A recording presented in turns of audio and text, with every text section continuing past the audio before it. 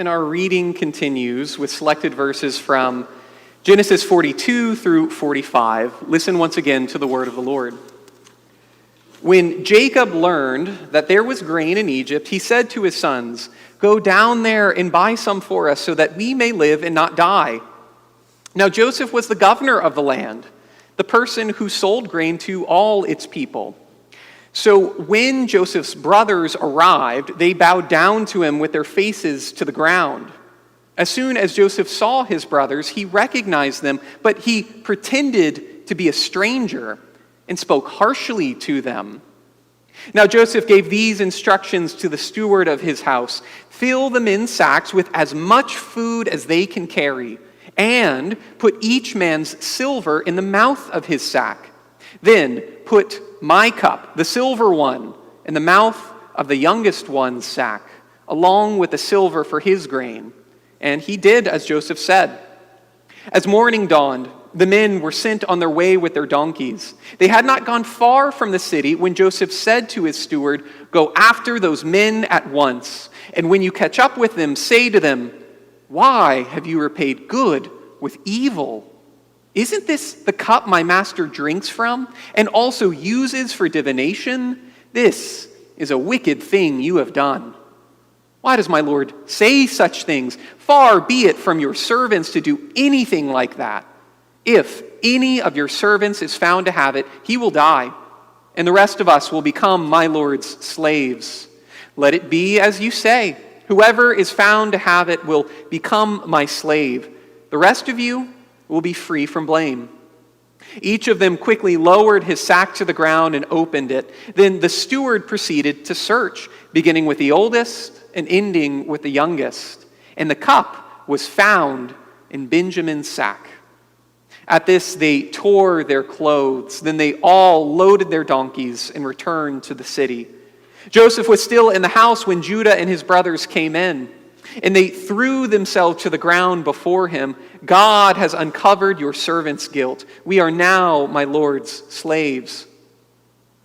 Then Judah went up to him and said, "Please, let your servant remain here as my lord's slave in place of the boy, and let the boy return with his brothers."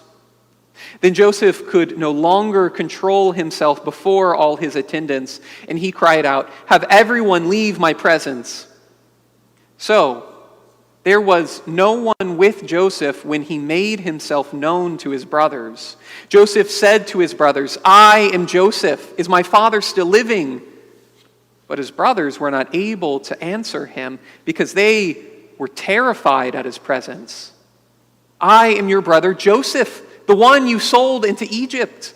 And now do not be distressed and do not be angry with yourselves for selling me here, because it was to save lives that God sent me ahead of you. God sent me ahead of you to preserve for you a remnant on earth and to save your lives by a great deliverance. So then it was not you who sent me here, but God." This is the word of the Lord. Thanks be to God. If you walk into the emergency room in East Hampton at 8:30 a.m. on a Tuesday, you likely won't have to wait very long before you see a doctor. The space is clean with ample seating. And when the nurse comes to get you, she will quickly surmise that the terrible pain in your side is probably due to a kidney stone. One CT scan later, and the physician will confirm it. By 10:30, you're feeling fine and heading back to the office. And if you land at the Denver airport on a Wednesday afternoon in September, your rental car's temperature gauge will tell you that it is 96 degrees outside. But within an hour, you'll be several thousand feet higher in elevation, more than halfway to the Rocky Mountain National Park, where the temperature will read about 70 degrees even. When you see your friends at the cabin and they ask you about the hospital bracelet on your right arm, you might struggle with what to say. After a week like this, you're left asking yourself some big questions. When I was writhing in pain on the stretcher, praying for God to take it away, was it the same God whose name I invoked when I solemnized the marriage of my best friends? Is the God of our pain and suffering the same God of our joy and celebration? Is the God of the valley also the God of the mountaintop? And if it is the same God who meets us in our pain and our joy, in the valley and on the mountaintop, then maybe pain and suffering have something to do with joy and celebration. Maybe the valleys we walk through are the only ways to the mountaintop. It's not often that Scripture breaks into my life quite like this, and I'm guessing that's true for most of you. But this week I got a very small taste of Joseph's story. On Tuesday, I had the pleasure of passing a kidney stone, and less than 48 hours later, I was officiating a friend's wedding at the foot of the Rocky Mountains. But my great reversal in fortune doesn't come close to Joseph's. So remember that this is a two-part story we began last week. We read of Joseph's brothers plotting against him. And Joseph, annoying but innocent, is sold into slavery so that his brothers no longer have to hear about his dreams. They no longer have to deal with their father's favoritism. They don't have to listen to dreams where they are bowing down with their father to worship Joseph. We read that his brothers orchestrated a plot to murder Joseph, but two brothers stepped forward to defend him. Kind of. The first brother said, "Let's not murder him. Let's just leave him for dead in this pit." The second brother said, "He's right. We shouldn't be killing our own flesh and blood. Instead, let's sell him into slavery and keep the profits." And so they listened to Judah, the second brother, and they sold him for 20 shekels of silver. A bit of research will reveal that 20 shekels was under market for a slave. The standard price would have been 30 shekels. So adding insult to injury, the brothers sold Joseph at a discount. Last week's reading concluded with the brothers breaking the news to their father Jacob, who we learned is called Israel. And Jacob has at this point lost his favorite son, and he is bereft. Part 2 of the story picks up with this morning's readings. Joseph is sold in Egypt to a man named Potiphar, and he quickly works his way up the ladder. He becomes something like the head butler. He oversees everything in the household and is given the highest level of trust. Unfortunately, this all comes crashing down when he refuses to commit adultery with his master's wife. She convinces Potiphar that Joseph tried to initiate something, so Joseph is sent to prison. It's unclear how the timeline goes from here, but it's fair to say he spends something around 13 years falsely imprisoned before Pharaoh calls on him to interpret a dream. This is the deepest valley that Joseph endured. Joseph has been, at this point, betrayed by his closest family and sold into slavery. Even then, we read that God is with him and he ascends to the head of the household. But then once again, he is betrayed by a member of that household. Again, he is innocent, but he is imprisoned. Life during these 13 years in prison would have been arduous. Prisoners of the nobility, where Joseph was kept, were bound with chains around their limbs and their neck. Their diet consisted of bread and water.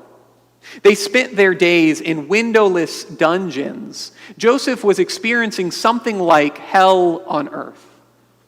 Despite this, Scripture tells us that God is with him, and he begins to rise to the ranks of prisoners. He is set above his fellow prisoners and given responsibility by the warden. He even takes to interpreting his fellow prisoners' dreams. Rather than trying to convince you that somehow, some way, God is redeeming Joseph's position as a prisoner, he is somehow making it okay, livable, I want to say that dignity and hope are always in God's control. Dignity and hope. I cannot honestly tell you that what Joseph went through was eased by God's presence in any profound way. He still starved. He was still chained up. He still had no freedom. The hardship Joseph experienced and the hardship we experience in our own lives is hard. Just because God is with us, that doesn't mean we don't face hard things. It is painful and humbling. God's presence does not remove these elements from our trials. Otherwise, they wouldn't be trials. Instead, God's presence is our source of dignity and hope. That is, we remain children of God. Our identity never changes. The world may call us whatever it likes: slave, prisoner, debtor. But God will always call us his child, and he will always call us by name. That is where our dignity comes from in the trials of life. And it's the same with our hope. Our hope is not in the world and the circumstances we face. Joseph may have hoped to no longer be a prisoner, but he wasn't hoping for Potiphar to change his mind.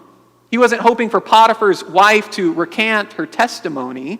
Joseph's only hope, and our only hope, is on the one who calls us his child. Our hope is in God, who is above all in this life and the next. So on the one hand, we have to plainly admit that Joseph's life was awful. It was unjust and unfair. But on the other hand, we also must acknowledge that he never lost dignity or hope. He never stopped believing that the God of his father was with him. Joseph had faith even when he had no reason to have faith. So when we read about his change in fate, let's be careful not to attribute it to anything other than God. We don't read that Joseph finally did enough good works to convince God to rescue him. Scripture never says that Joseph finally paid for all his sins, so now God would restore him to the good life. We never read these things because that's not how God works. It's not how God treated Joseph, and it's not how God treats us. Despite the fact that many of us believe God is keeping score. It's not true. When bad things happen to us, it's not because God is mad at us. When good things happen, it's not because necessarily we've done something to earn it, something right. Joseph's story, in fact, it reminds us about the nature of sin in the world that we read about in the second week of our series on Genesis. We read that since the time of the fall, evil and sin are just a fact of life. Sin and evil are inherently nonsensical. They don't have a reason for existing because they were never supposed to exist. They're not in the original design. They are byproducts of the will God gave us. This is how it works. If we are able to love God on our own and we're not forced to love him, then we're just as capable of doing the opposite with sin and evil. We were made to be in loving relationship with God, but so often we choose to do the opposite. No one forces us to love God. No one forces us to sin. And so we thank God that when we are victims of our neighbor's evil, it's not necessarily because of something we've done to earn it. In other words, most of the evil we experience in this life is not our fault. There is no rationale. It is nonsensical. Some of it is our fault, but much of it is senseless. So what about the good experiences in this life? The love that we receive from God and our neighbor? Well, I think it's the same situation. Some of the good we experience in this life, particularly the worldly good, is because we've earned it. But the grace and peace that surpasses understanding, the unmerited love of God, the forgiveness and mercy that carries us through the evil we face, these are not things God expects us to earn. They are freely given because ours is a loving God. Joseph's fate changes because God has willed for it to change. Why 13 years in prison and not 13 days? I have no clue. I don't know why God keeps us in our struggles.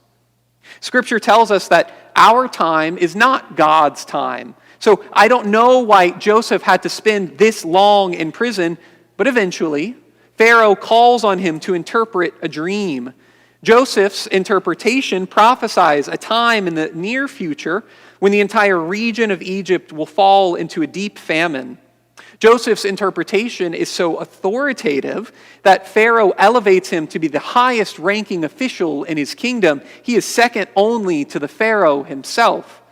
And in the midst of this famine is when Joseph is reunited with his brothers. The famine has reached the land where Jacob and his sons are living. They are starving, and so Jacob sends them to Egypt because he's heard there's food there. Joseph shrewdly managed Egypt's food supply in the years before the famine. And so, however many years in, Egypt has a monopoly on the region's food. One day, Joseph is overseeing the market where people come from all over to purchase food from Egypt. And he notices his brothers. For whatever reason, they do not recognize him. Unknowingly, they realize the dream that Joseph had 13 years prior. They bow down to him before asking to purchase food from him. And this begins the great reversal in fortune between Joseph and his brothers. Now, he is over them with the ability to grant life or death. He can deal harshly and unfairly with them, or he can bless them. And he sort of does both. Remember last week, we challenged this idea of good guys and bad guys in Scripture. We said everyone's kind of somewhere in the middle. Well, now it's time to apply this lesson to Joseph, who has been purely good until now. Instead of welcoming his brothers warmly and celebrating their reunion, he manipulates them and frames them for a crime. He instructs his helpers to fill each brother's sack with food and return the silver they were going to use to purchase the food.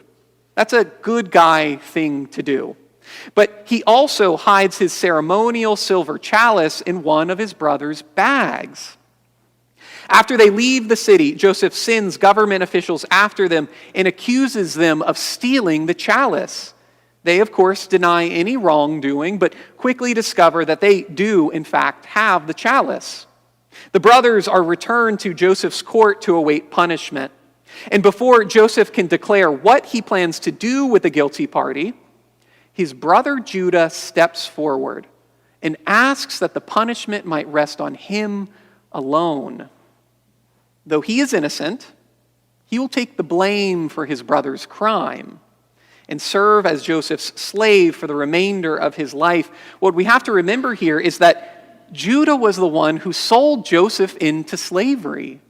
And he is now deciding to take the punishment on himself to save his brother. The fate of the brothers is now in their hands. Joseph has unfairly and unjustly exacted revenge on his brother. Let's not miss that. His brothers have acted innocent and justly, even nobly at this point. So we read, then Joseph could no longer control himself before all his attendants, and he cried out, "Have everyone leave my presence." So there was no one with Joseph when he made himself known to his brothers. Joseph said to his brothers, "I am Joseph. Is my father still living?" But his brothers were not able to answer him because they were terrified at his presence. "I am your brother Joseph, the one you sold into Egypt. And now do not be distressed and do not be angry with yourselves for selling me here, because it was to save lives that God sent me ahead of you. God sent me ahead of you to preserve for you a remnant on earth to save your lives by a great deliverance. So then, it was not you who sent me here, but God. Is the God of the dungeon the same God of the throne? Is the God of starvation the same God of abundance? Is the God of the valley the same God of the mountaintop? Joseph is saying that his brothers could not do him wrong even if they tried to, because God was in control from the beginning. When they tried to make him a slave, God prepared him to be a ruler. When they tried to kill him, when Potiphar's wife tried to frame him, God was teaching Joseph something about innocence, something about dignity and hope. Joseph knew what injustice felt like. Joseph knew hunger, he knew starvation, he knew abuse and betrayal. And so when God elevated him to rule, he brought justice and abundance. He brought generosity and hospitality, healing and restoration. He was not perfect, but Joseph didn't need to be perfect to accomplish God's will. Joseph knew that God was with him in all things, and so he knew nothing could happen that God could not redeem. We become like Joseph when we learn to experience redemption in our struggles. I'm not talking about eternal redemption, though that is of ultimate importance. I'm talking about the evil that we experience in our life, the unjust and unfair things that happen to us, the injury that never seems to heal, the relationship that cannot be restored, the trust that we have lost. God may not be the cause of these struggles, but He's our only hope for their redemption. If it is true that Christians are a people defined by redemption, then we must learn to live as though we believe this is true. We must live as though Joseph's story might also be our story. We must live as though every bad thing that ever happened to us will one day be redeemed. We must learn to believe that God can transform pain into healing. What we witness in the story of Joseph is a foretaste of what we get in the story of Jesus. It is God's first indication that evil will never have the final word. Forgiveness is always possible, and redemption was always a part of the plan. Amen.